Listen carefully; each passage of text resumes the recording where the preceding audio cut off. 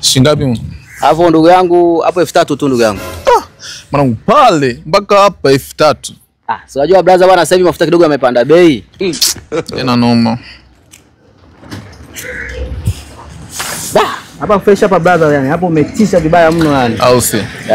Sasa leo bwana nilikuwa na shida na kijana wa kazi. Kijana wa kazi? Kijana kazi. Unaona kama ni kijana wa kazi, mbona mimi kazi safi tu. Alafu mimi ni mtu wa kazi. Brother hiyo kazi vipi yani, kama shingapi yani mtu kumba hiyo kazi yani? Yaani kazi hela ndogo sana, ni kama lakini tufanye 4,450. 450? Brother nipe kazi hiyo, nipe kazi. Okay sawa, kazi yenyewe ni ya kuzibua choo.